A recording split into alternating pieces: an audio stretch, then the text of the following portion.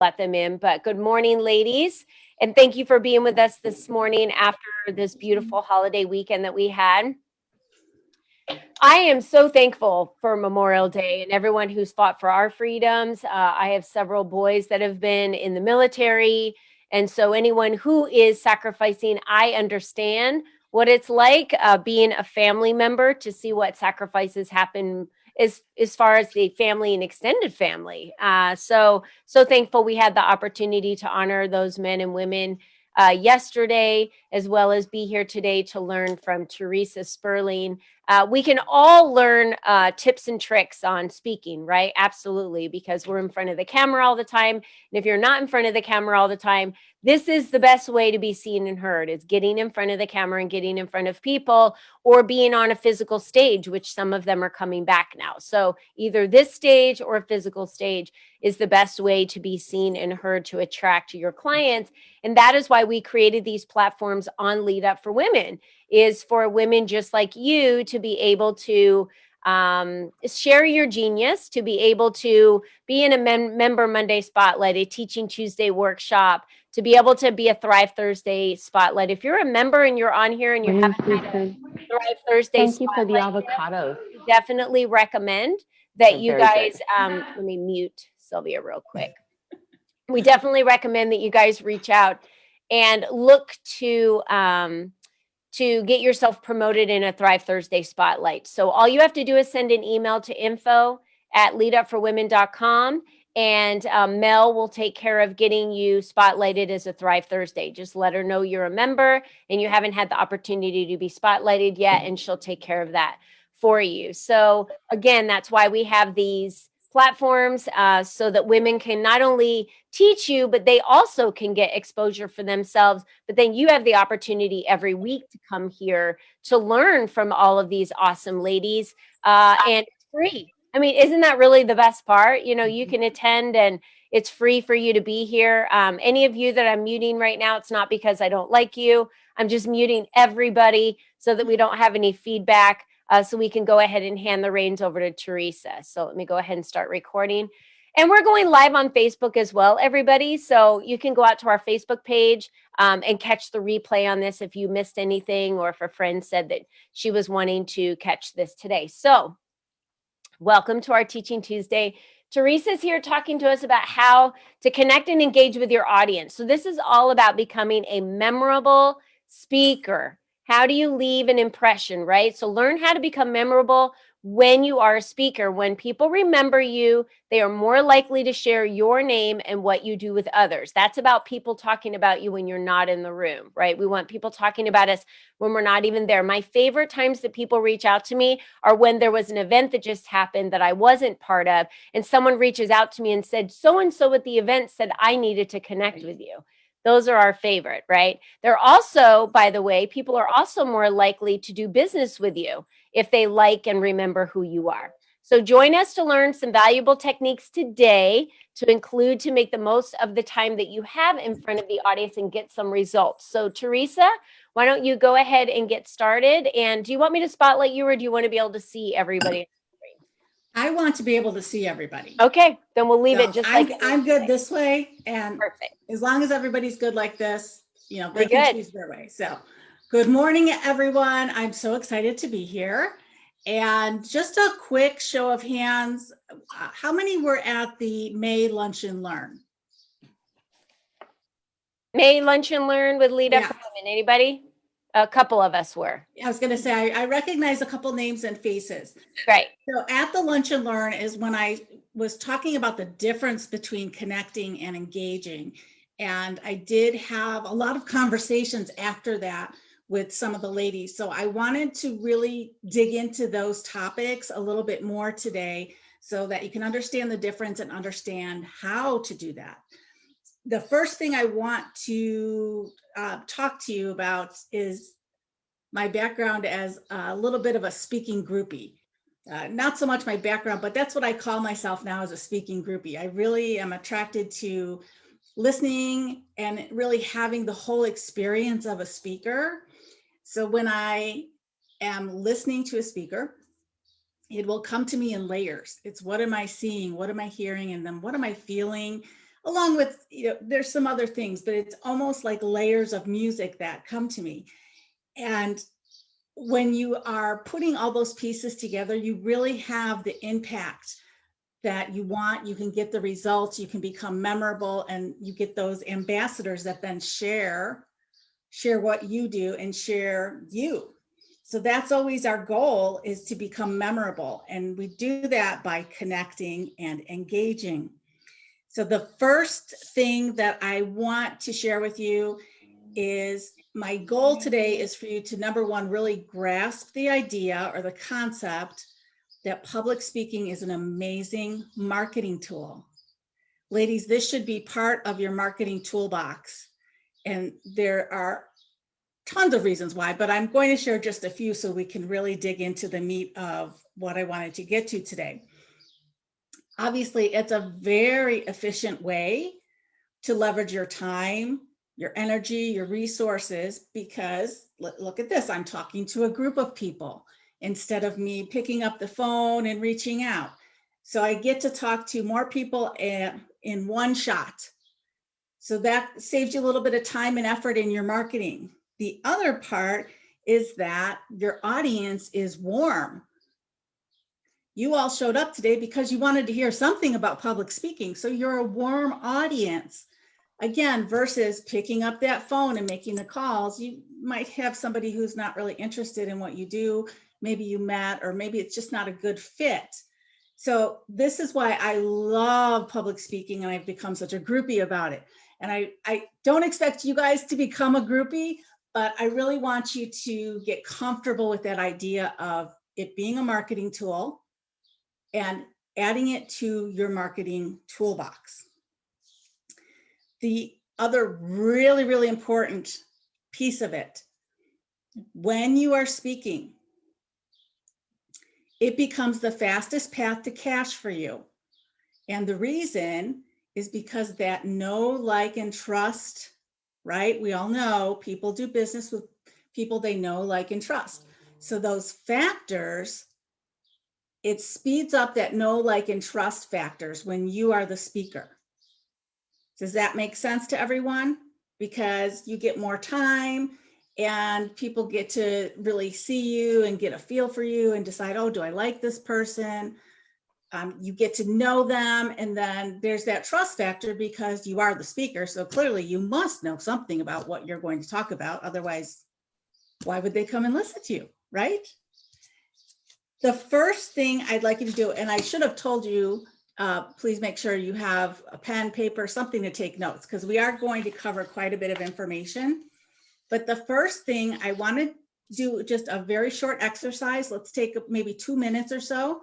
And I would like you to jot down 5 groups or organizations that you would like to speak to. Doesn't matter if you know how to get to them, just who would be the ideal group of people for you to speak to?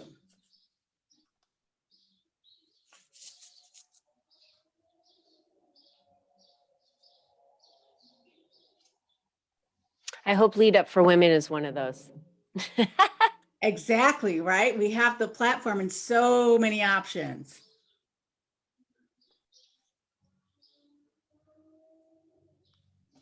So I guess that would make 4. You need to come up with 4.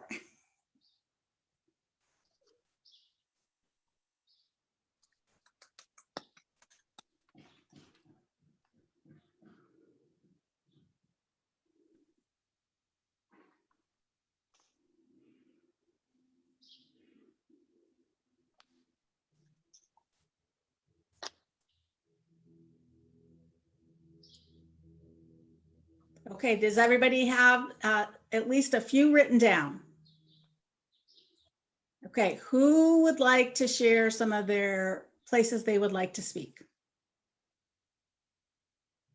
You can raise your hand or just unmute and tell me.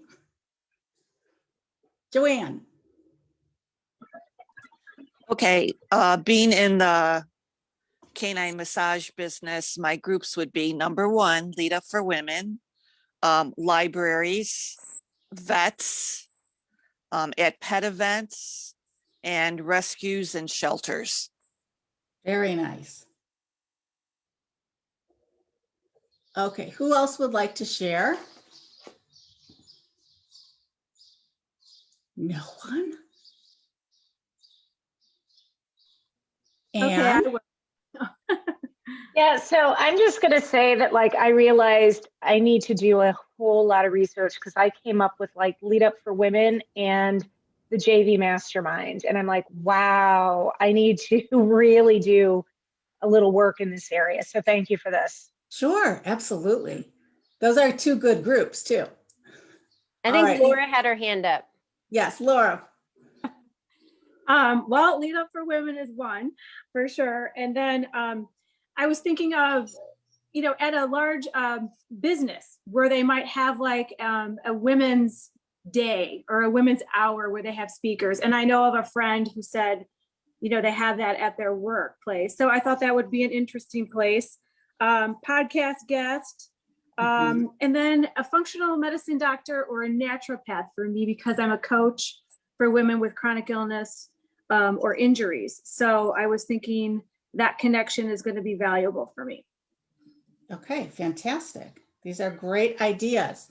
Anybody else want to share? Annie.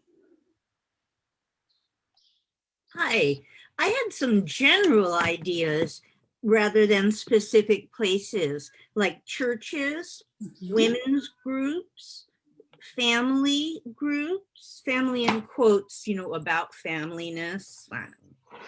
Libraries, I heard someone else say, and then I added JV Mastermind, Lead Up for Women, and podcasts. I'm going to write down any other ones people say. Great job, guys. See, you already got yourselves thinking. This is fantastic. All right, anybody else want to share before we move on? Amy.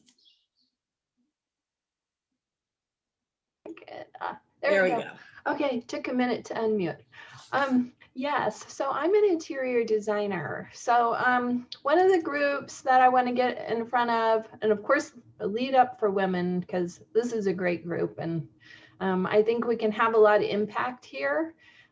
Also, I would like to get in front of realtors and realtor clients because they're a good source of referrals for my business.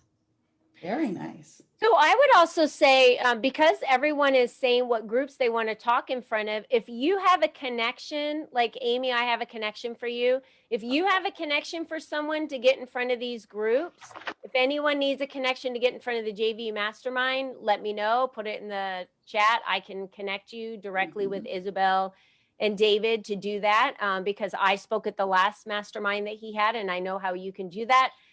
So if you have connections for people to connect to these groups that they've just requested, please put it in the chat so that you guys can chat with each other and help each other get connected. That's what this is all about. Absolutely. Thanks, Theresa. Absolutely. Heather. I love speaking on lots of stages. I would love to speak for Lead Up for Women, but mine, I guess, is kind of a big goal because I really want to be, well, actually, I feel I need to be on a TEDx stage at some point. I have this really specific, unique message that needs to get out, and that's why. Okay. Yeah, that's a big deal stage. So absolutely. I know, it is a big deal. Like, I can actually speak to the fact that it's way easier to have someone shoot themselves 3 feet in front of you than it is to be mentally abused, because only one gave me nightmares, and it wasn't the one you would expect. And I just know women need the support. So people need to know that the women coming out of relationships need that. So that's the only reason for the TED Talk thing. So yeah. Okay. Yeah, I didn't mean to, I thought you were going to say it's easier to get shot than get to a TEDx talk. That's where I thought you were going with that. So I did not mean to laugh about your topic. Please don't take it like that. No, I laugh about it. It's fine. All right, fantastic. Okay, are we ready to talk about connecting with your audience? Why we want to do it. When we connect with our audience, we are showing them we're just like them. So that builds up that trust factor, the like factor, and they get to know you because, hey, I'm just like you. So some of the ways that we can connect with our audience Number one, you need to know your audience. And Anne mentioned doing some research. Absolutely, do some research on the group you're going to speak in front of. Obviously, we want it to be our ideal client. So we will know who our ideal client is. But then you need to do your research on what group should I speak in front of. Some of the questions that I will typically ask myself is, what do the members of the audience have in common? So what is the overall commonality of these groups you're going to talk to? We had somebody talk about family groups or women's groups, realtors. That's a real easy commonality to pick out. Then we want to determine what is their level of interest in our topic. How much do they already know about your topic? When you're the speaker, you want to not only educate, but you also want to do a little bit of entertaining to keep them interested. And we'll talk about that a little more later. What are their biggest problems that you are solving? And really, do they know that they need your solutions? That's something you'll have to keep in mind when you structure your talk and as you're presenting, because they may not know that they need you. So you have to figure out the way to explain or for them to grasp that concept that, oh, wow, that person has what I need. And the really cool part is when they say, oh, I didn't really know that I knew that I needed that, but okay, yeah, I need that. And lastly, you always want to check out, are there any hot button issues, any sensitive issues, so that you don't make a mistake? Well, how can you find that out? What do you think? When you're doing your research, how can you find out some of these things? Anyone? I don't know, maybe you could ask an insider. Oh, maybe like our host, Colleen, she might know a few things about the ladies in Lead Up. So you could ask her some questions. Really, any organizer or event planner or the person who's booking you, ask them questions about the audience.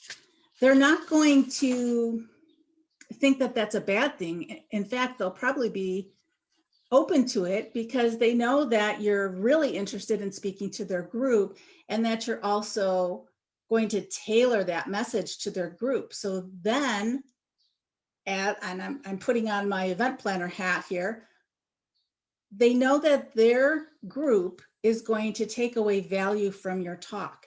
So I would say when you get opportunities, which my goal is always for my clients to say yes to these opportunities, but when you get the opportunities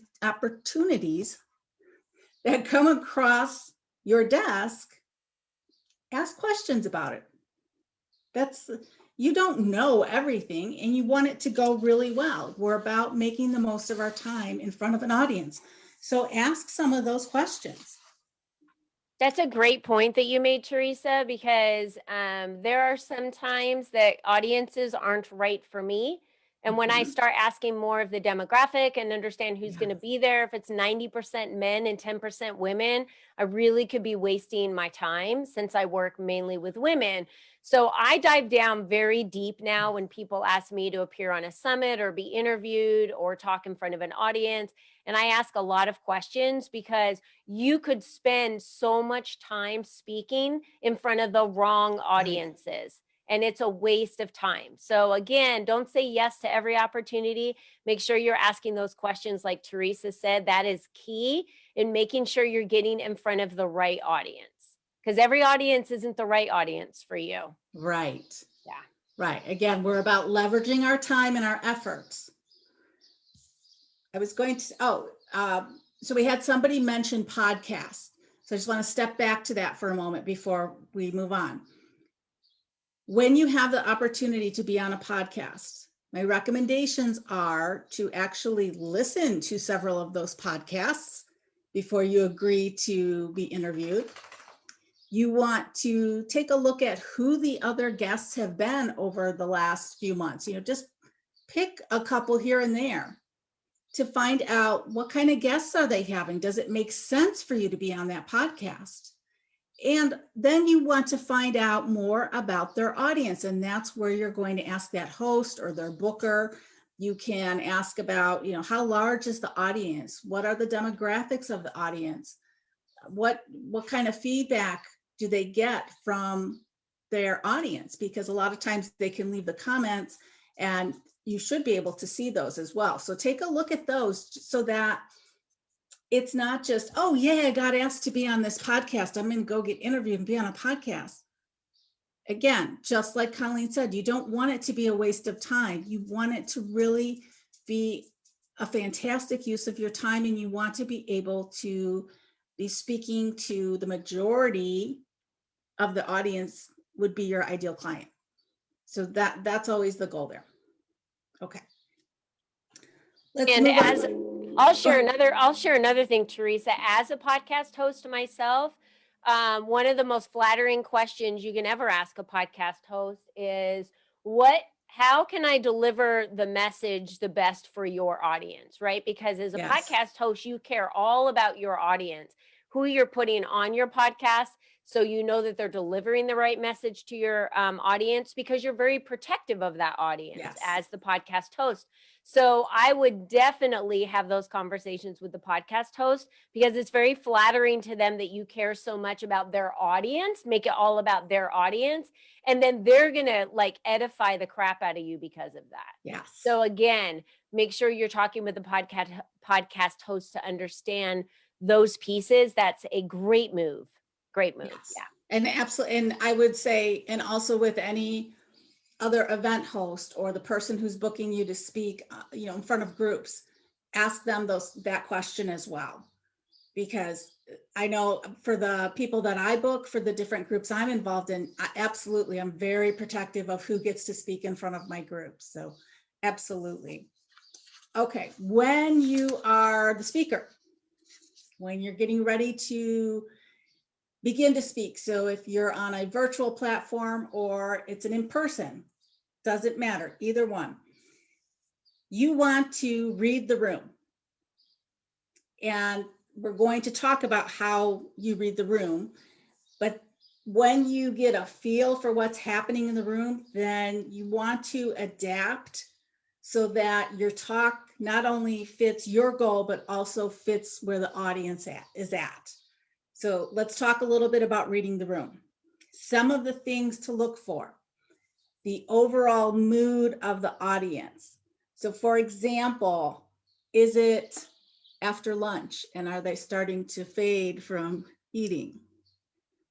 Or maybe they're getting excited because a celebrity is coming on after you. Okay, that's a tough position to be in, but you have to adapt to make sure they're not just sitting there going, okay, yeah, get off the stage. You still want to be able to connect with them and make sure they're hearing your message, because you want to use that time that you're on stage.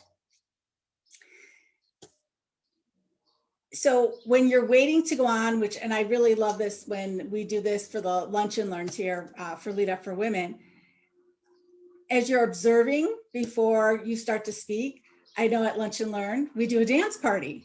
So you kind of watch the people who are bopping around, Colleen's usually singing, some of the people sing with her. Some people, that's not their thing, but they're smiling, they're enjoying it.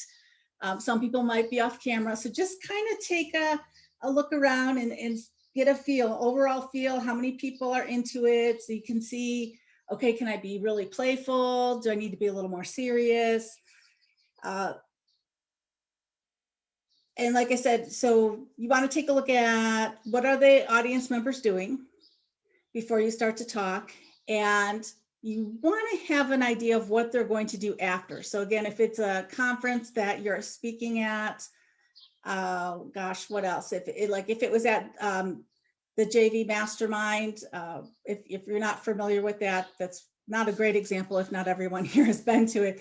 But if you're at a day-long thing, you want to have a feel for what the speaker, what the audience members are going to do after that.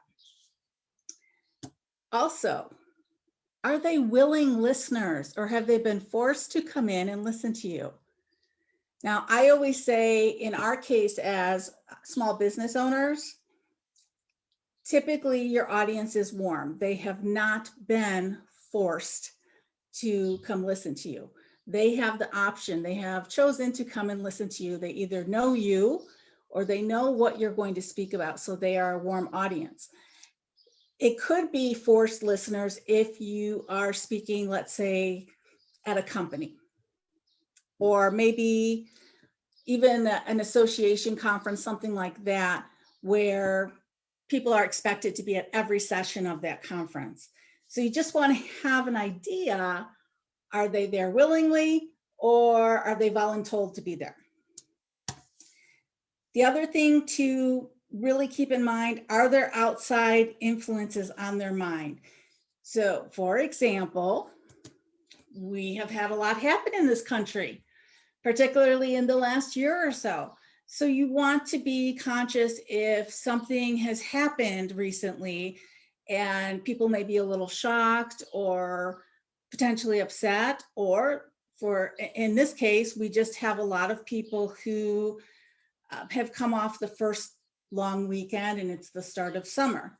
Now, yes, it was Memorial Day. So we've had a lot of somber reflections of that.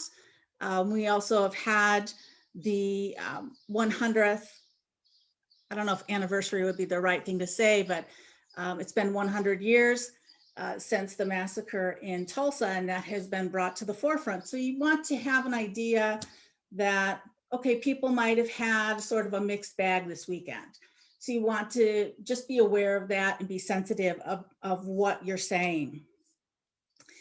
Does anybody have any other ideas of what they would look for to read the room? Anything that popped into your head as we were talking or as I was talking? This is why I wanted it on gallery so I can see anybody's faces. Okay. Did everybody get those? Okay, great. Thank you for nodding, Anne. I appreciate that. Okay, the third thing I wanted to say about connecting with your audience is to bump up your charisma. Oh no. Oh no, I have to be charismatic? Yes, you do.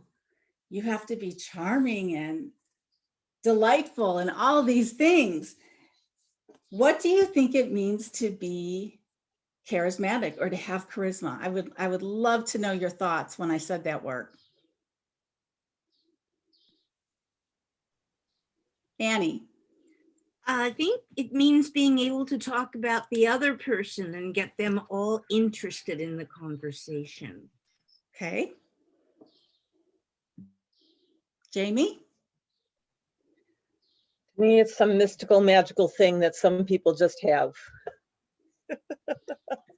Sparkly. Joanne?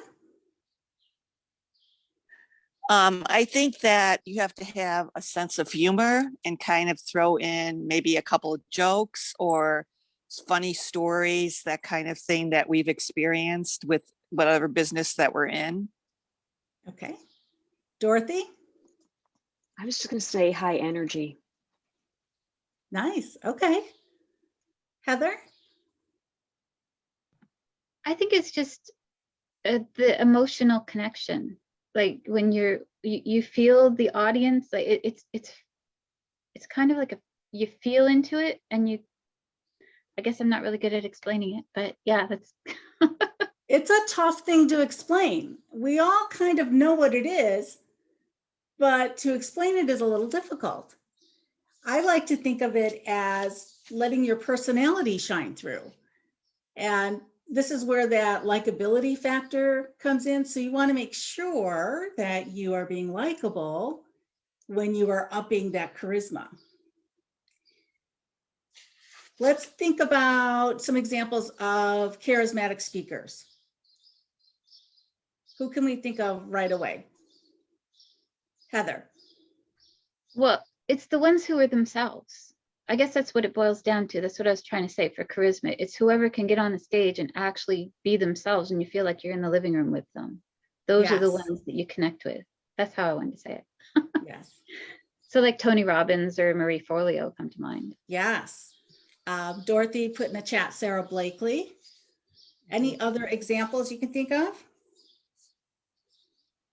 A lot of times we think of preachers, any ministers, preachers, evangelists. They are typically very charismatic when they are speaking. Some politicians, we won't get into politics, but some politicians are very charismatic, and some of them aren't. Some of them aren't great speakers. I wrote down some quick examples. Like classic is Martin Luther King Jr., very charismatic speaker. Let's see, Lisa Nichols. She's one of my favorites too. Yeah. So you have a good idea of what it means to be charismatic. Like I said, sometimes it's really hard to explain, but we all essentially know what that is. We know what that looks like.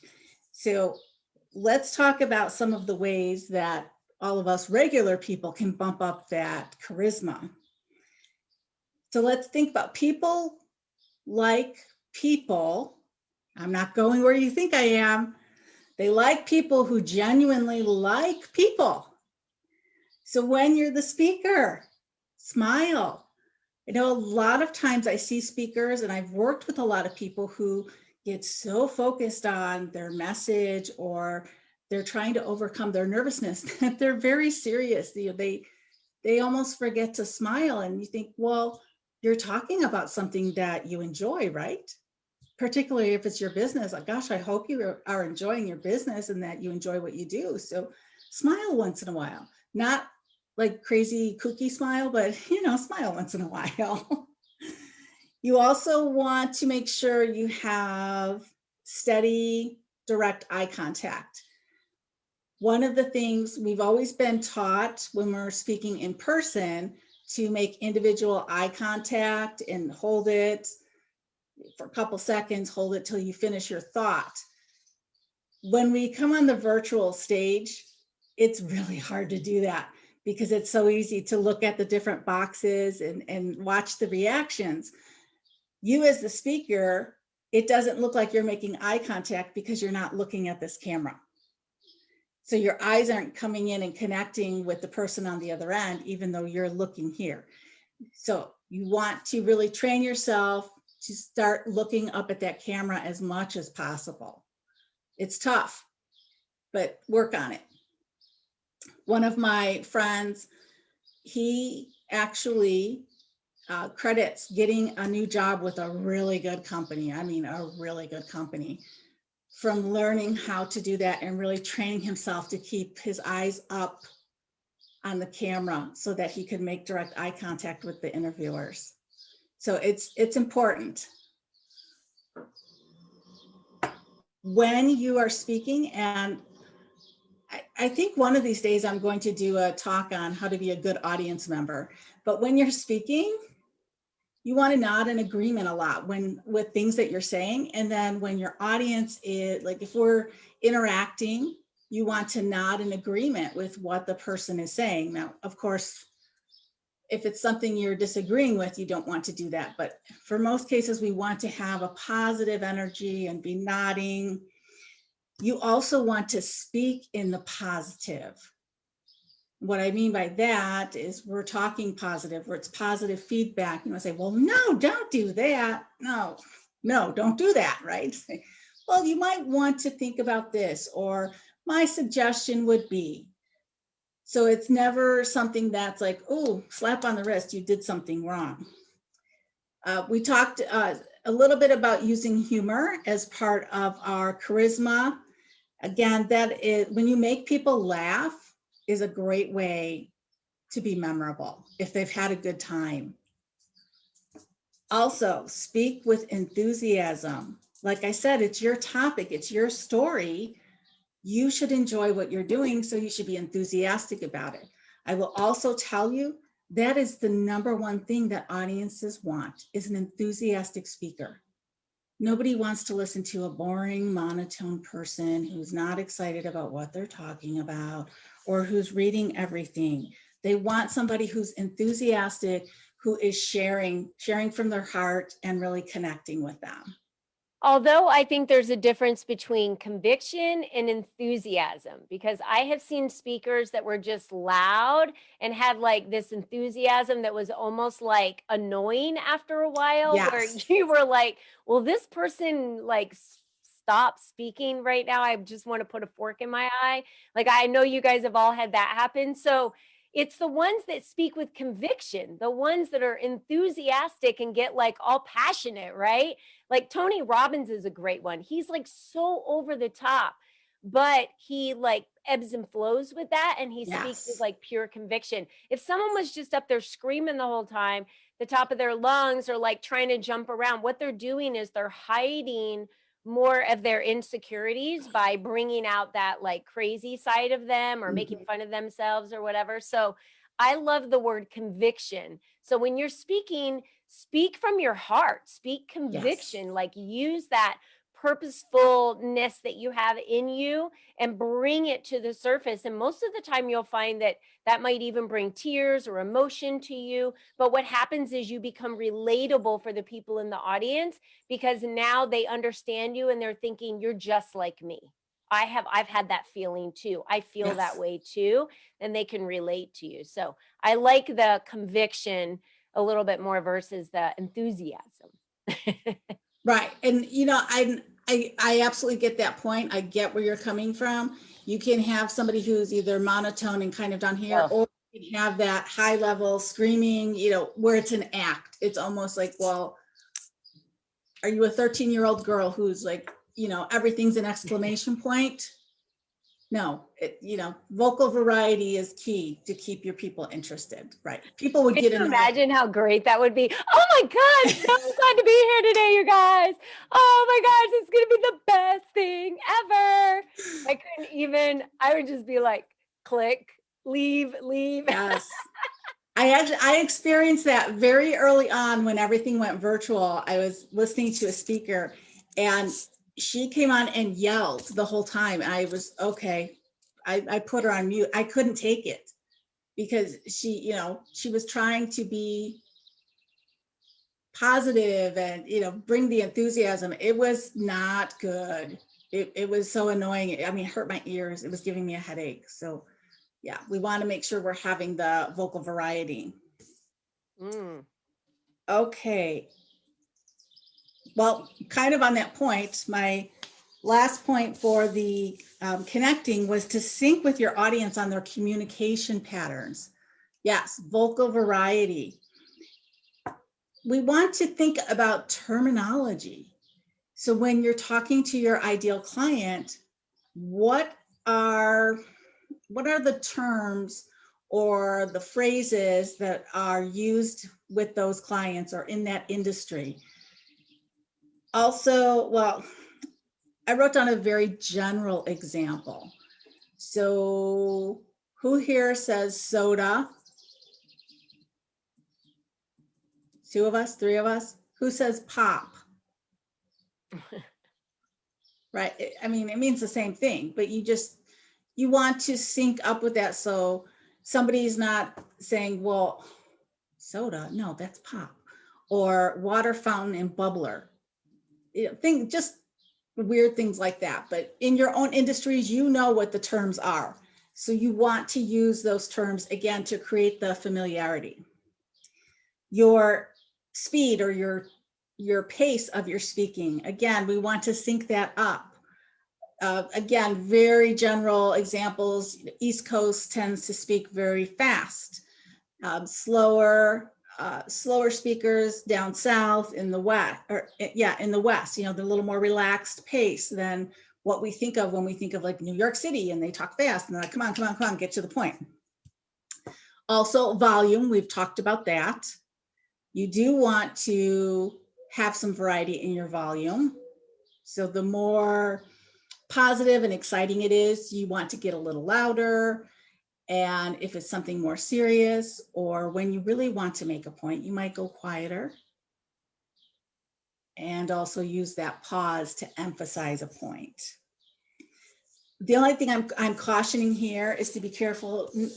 Don't pick up the accent, because people will think you're mocking them, and that's clearly never our intent, to mock our audience. But I know for me at least, I pick up the Southern accent very quickly, and I used to actually default to that when I was a property manager, and when somebody hadn't paid their rent, I don't know where it would come from. I would get this Southern accent, and I'll tell you what, I had fantastic numbers for collecting outstanding debt.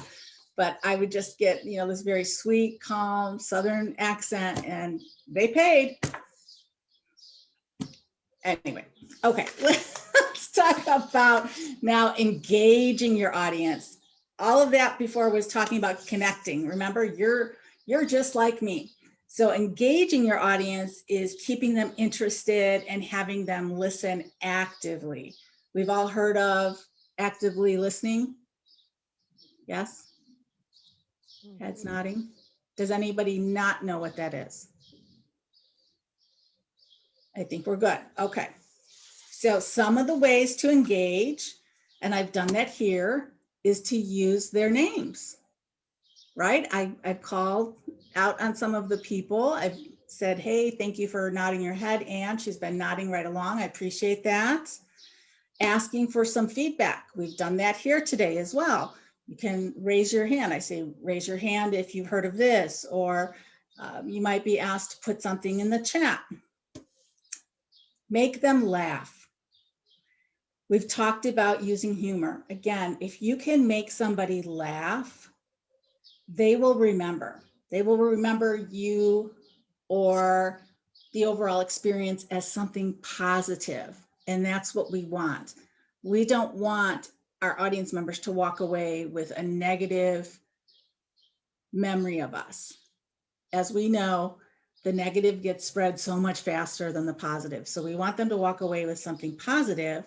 And then when the opportunity comes up, they can share us, just like Colleen was talking about earlier. They say, oh, yes, you need to talk to this person for this. We always want to use stories to make a point, and we make a point using stories. You can use personal stories, which I told you I had a ton of content. So I was going to give an example, but it's kind of a long story, so I'm going to skip that. Or you can borrow a story, but be careful here. Don't take credit for something that you shouldn't take credit for. You might want to borrow an idea and sort of make it your own, just to show an example. But just don't take credit for something that's not yours.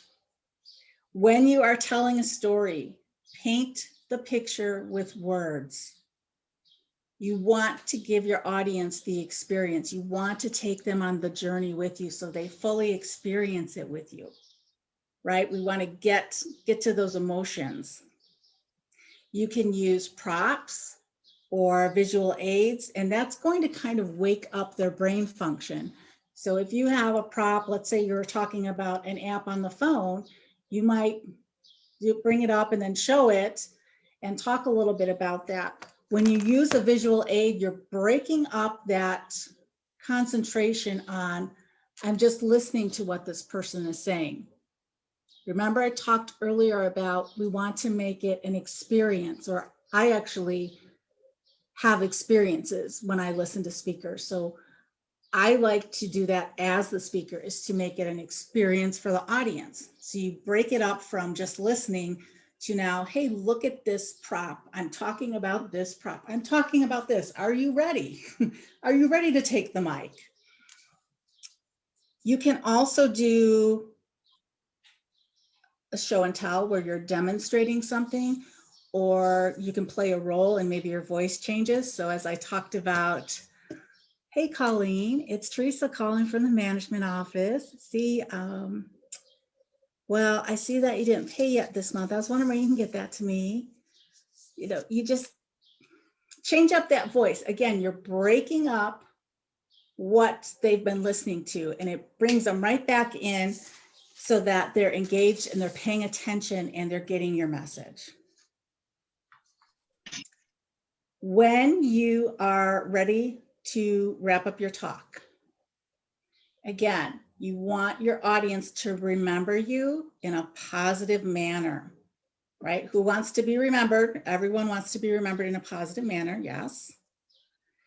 And your audience has an expectation that you will teach them or tell them something, but they also want that entertainment factor. So did you teach them something? Did you make them laugh? Did you touch their heart? Those are really important things when it comes to the know, like, and trust factors. And I'm going to actually paraphrase one of my favorite quotes, which is by Maya Angelou. I might get it right, but I'm going to paraphrase. See, not taking credit, guys. People might not remember what you said, but they always remember how you made them feel. That is one of my favorites, and it's always at the forefront of anything that I do. With that said, I have so much more I would love to share with you, have a conversation with you about where you are in your speaking. I will drop my link in the chat, and then I'll also drop it on Facebook. The other thing is I do have a training coming up on Wednesday, June 23rd. Unfortunately, my team here said that the link isn't quite working. So if you are interested in learning more about the upcoming training, I'm going to ask you to put, let's put the number 23 in the chat, and I will send the information out to you with all the details, and you can decide if you'd like to learn some more, and we would continue this conversation and dive in deeper. And then I'll also drop my calendar link in the chat. So does anybody have any questions? I know we covered a ton of information.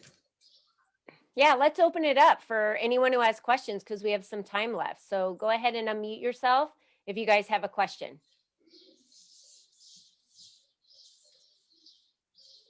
They're all going to do really well now at connecting with their audiences. Go ahead, Melissa. So my question, how do I get them to see that I'm like them, even though I'm presenting as a doctor, because that's my my authority. So but yet I want them to still feel like that, like I'm like them. Does that make any sense? Yes. Yes. So you could talk about why you became a doctor, how you became interested in being a doctor. If it's something to do with maybe someone in your family had a specific health problem, or what do you focus on, Dr. Melissa? I focus on getting to the root cause of the problem and not just throwing a Band-Aid on things like our society does. Okay, so functional medicine, right? I use functional medicine principles, yes. My doctorate's in pharmacy, so I pull in the meds and supplements and all of that. And don't make you take a lot of stuff. That's not okay. Okay, so I mean, the commonality would be for people who don't want to put a lot of different things in their body. They're looking for more natural ways, or taking the least amount of medication. I mean, I think most people would like to get away from taking a lot of medication. Right. So I just to kind of equate that to why I went in and why they would be interested. Right. Yeah. Okay. Yeah. And again, remember, they would be a warm audience. So you can, you'll have that built-in expertise and authority. But again, the likability and here's the knowledge, this is why I do it. That's where the commonality will come in. Okay, thank you. Okay, you're welcome. Who else had a question?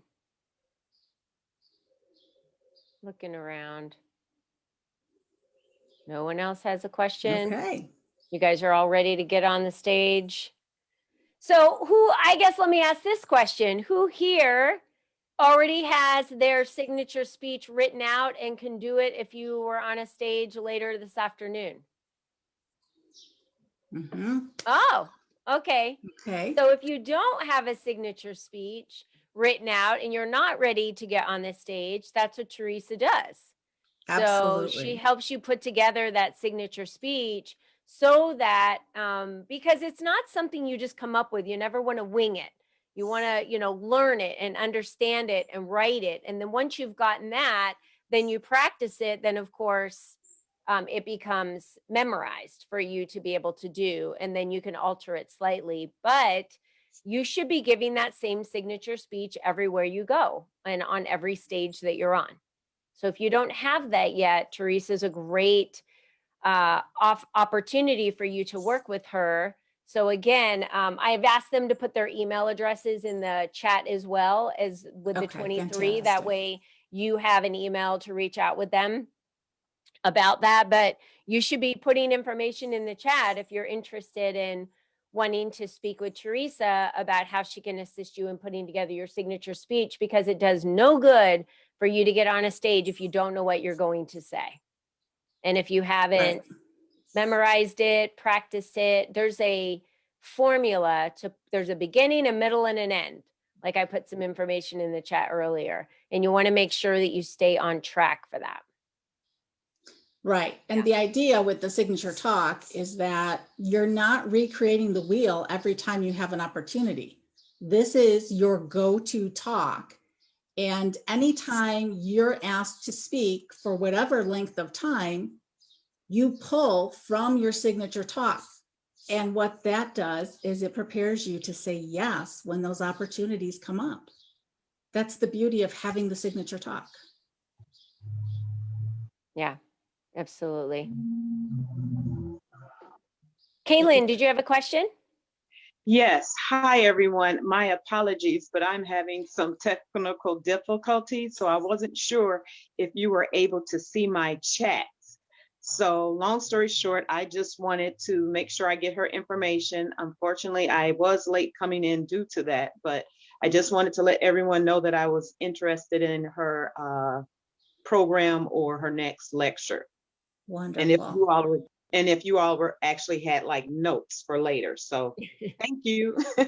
Yeah, I can send the chat out to Theresa, or she can save the chat and get that out to you, Kaylin. I don't see anywhere where we have your contact information in the chat. If you're able to maybe drop your email or phone number in there, that would be very helpful.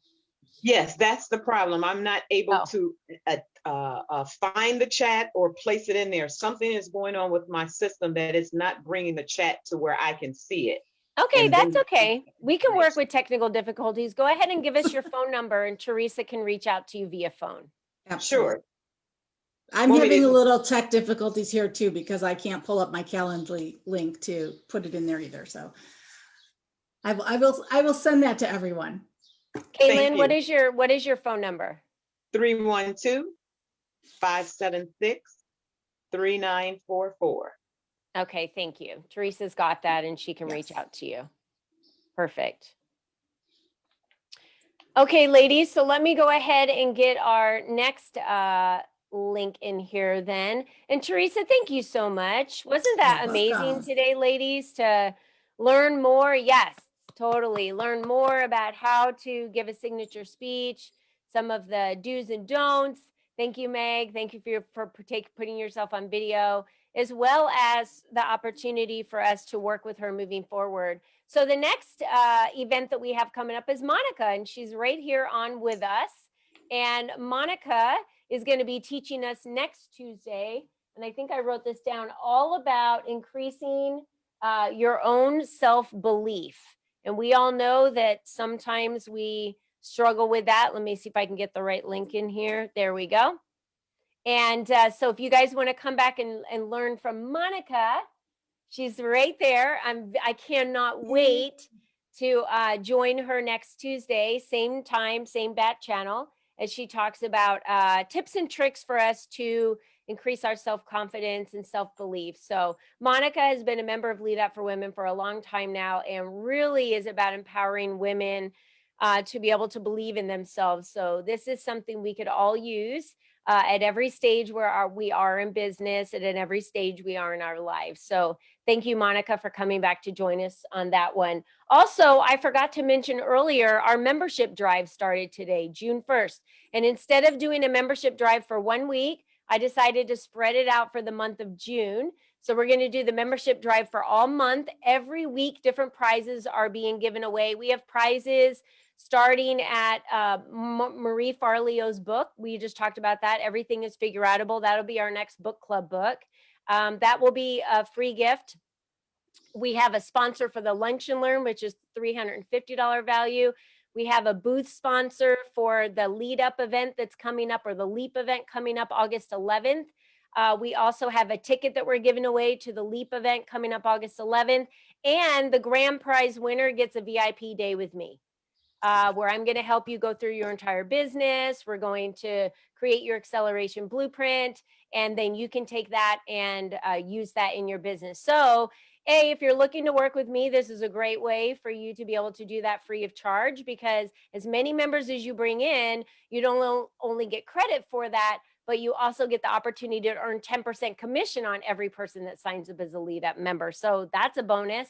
So I put some information in the chat earlier about signing up as an affiliate if you want to become an affiliate and utilize that. So I will copy and paste that information again. If you have already signed up as an affiliate and now you're like, well, I already signed up as an affiliate the last membership drive, how do I access that affiliate? So I'm going to give you the link on how to sign into that account.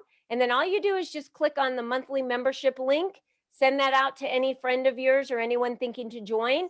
And then they can choose if they want to pay monthly or if they want to pay one time upfront for the annual membership. That's their choice. So then they get to choose when you send them that link. But that affords you the opportunity to get a 10% commission, because we want to pay back our members that invite people into our community. So we have that going the whole month of June. And then again in August, we have our LEAP event, and that is going to be August 11th through the 13th. I'm going to be teaching for 3 straight days.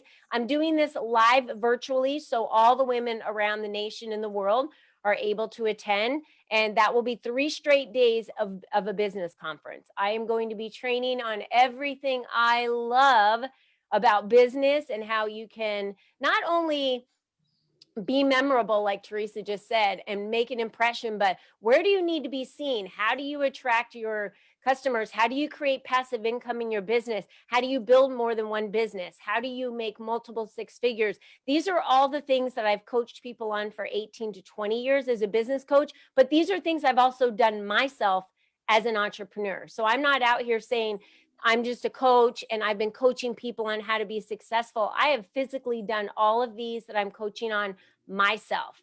So I've made it happen, and I'm going to teach you all my secrets. So that is going to be another opportunity for you. And I will drop the link in here, because the Lead Up members get a VIP ticket for the cheapest of anyone else. And you get the swag box, which I am being told at this point, with everything we have in it, we're valued over $500. So you're going to get some cool swag in your VIP box coming your way. So it's definitely worth it. And I know some of you on this phone call today are already signed up, and we'll see you there again. It's August 11th. So we hope you guys will all join us there. All right. I think that's it for now.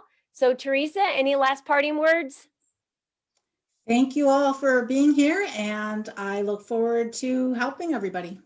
Thank you, Theresa. All right, ladies, we'll Thank see you in the you. spotlight. Bye-bye.